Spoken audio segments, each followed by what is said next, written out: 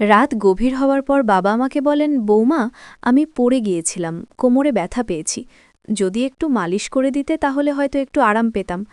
আমি শ্বশুরকে তখন আমার বিছানায় শুইয়ে দিই। তারপর যা ঘটল আপনি কল্পনাও করতে পারবেন না, কারণ আমার জীবন একেবারে ভেঙে পড়েছিল। বিয়ের ৩ মাসের মাথায় আমার স্বামী হঠাৎ করেই এক দুর্ঘটনায় মারা যান। আমার বাবার বাড়ি ভীষণ গরিব, অনেক কষ্ট করে বিয়ে দিয়েছিলেন আমার বাবা। কিন্তু বিয়ের ৩ মাসের মাথায় স্বামী হারিয়ে আবার বাবার বাড়ির দরজায় এসে দাঁড়াতে হয়। আমার বাবার বাড়িতে মা নেই, সেজন্য ভীষণ ভয় করত। বাবা যদি কিছু বলেন কার আঁচলে মুখ লুকাবো। ঘরে সৎমা আছেন, সেই জন্য ভয়টা একটু বেশি। তারপর হঠাৎ একদিন আমার শ্বশুর আমাদের বাড়িতে আসেন। তিনি এসে বাবার সামনে বলেন, আমি চাই আপনার মেয়েকে আবার আমার বাড়িতে নিয়ে যাব, যদি আমাকে দেন। তখন আমার সৎমা রাজি হয়ে যান, কিন্তু বাবা বলেন, এখন আপনার ছেলে নেই, তাহলে ওকে নিয়ে কি করবেন। আমার সৎমা তখন বাবার সাথে ঝগড়া শুরু করেন আর বলেন, এত কথা কিসের, উনি বলছেন নিয়ে যাবেন, নিতে দাও। ওনার বাড়ির বউ ছেলে মারা গেছে, তাতে কি হয়েছে, এটা তো আর শ্বশুর বাড়ি, যেতে তো পারে।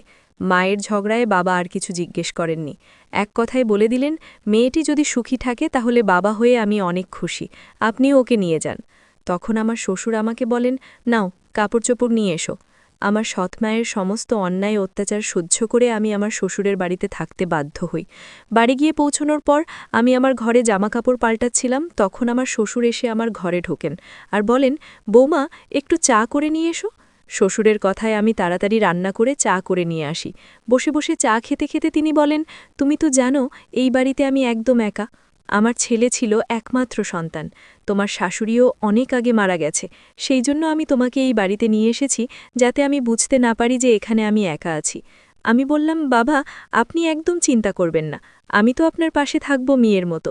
তখন আমার শ্বশুর বলেন, আমি জানি তুমি আমার পাশে থাকবে, কারণ তোমার সৎমা তোমাকে ওই বাড়িতে কখনো শান্তিতে থাকতে দেবে না। এইভাবে কিছুদিন চলে যায়। ৪ মাস পর একদিন রাতে আমি আমার রুমে শুয়েছিলাম। গভীর রাতে টকটক আওয়াজ শুনি। তখন বুঝতে পারি এটা আমার শ্বশুর, কারণ এই বাড়িতে আমি আর বাবা ছাড়া আর দ্বিতীয় কোনো মানুষ নেই। আর রাত ১২টার সময় ঘরে কে বা আসবে।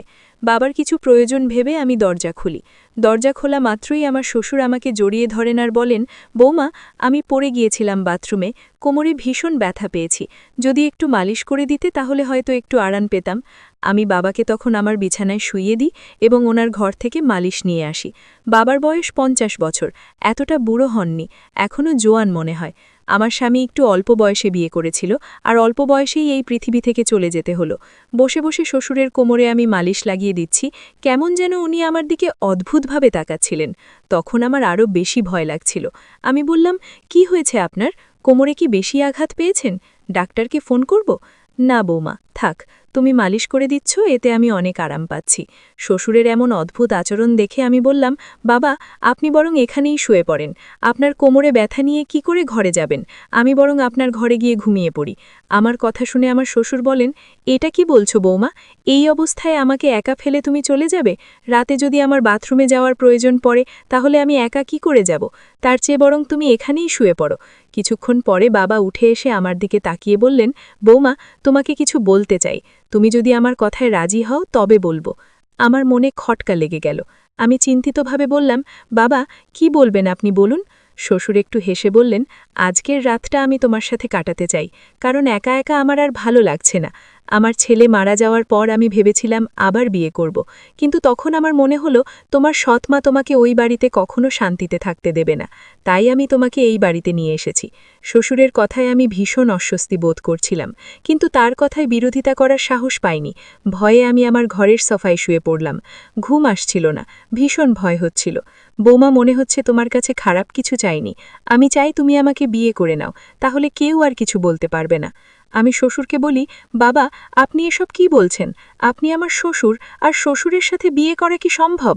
শ্বশুর বললেন, দেখো বৌমা, আমি মানছি যে একসময় আমি তোমার শ্বশুর ছিলাম, কিন্তু ৫ মাস হয়ে গেছে তোমার স্বামীর মৃত্যুর, এখন আমাদের মধ্যে আর তেমন কোনো সম্পর্ক নেই। আমি একা, তুমিও একা, আমরা একে অন্যের সঙ্গী হতে পারি। আমার মন বিশৃঙ্খল হয়ে উঠল। বাবার এমন প্রস্তাব শুনে আমি কিছু বলতে পারলাম না। একদিকে সৎমায়ের অত্যাচার, অন্যদিকে শ্বশুরের অদ্ভুত আচরণ। রাত পেরিয়ে গেল। পরের দিন সকালে শ্বশুরের কথাগুলো নিয়ে অনেক ভেবেছিলাম, নিজের পরিস্থিতি বিশ্লেষণ করছিলাম। শ্বশুরের প্রস্তাব আমার কাছে অসম্ভব মনে হলেও বাস্তব পরিস্থিতি আমাকে বাধ্য করছিল কিছু একটা সিদ্ধান্ত নিতে। বাবার কাছে গিয়ে কথা বলার সাহস পাইনি, কারণ জানতাম বাবার কথা শোনার পর আমার জীবনে নতুন সমস্যা আসতে পারে। একদিন সন্ধ্যায় শ্বশুরের সাথে আবার কথা বলার সুযোগ পেলাম। তিনি বললেন, বৌমা, আমি তোমার কাছে খারাপ কিছু চাইনি, শুধু চাই তুমি আমার জীবনের সঙ্গী হও। আমি একা থাকতে পারি না, তোমার সঙ্গেই আমার জীবন সম্পূর্ণ হবে। আমি অনেক ভেবে বললাম, বাবা, আমি আপনার প্রস্তাবে রাজি, কিন্তু একটাই শর্ত, আমাদের মধ্যে সবসময় সম্মান ও ভালোবাসার সম্পর্ক থাকবে। আপনি আমাকে মেয়ের মতো সম্মান করবেন, আর আমি আপনাকে বাবার মতো শ্রদ্ধা করব।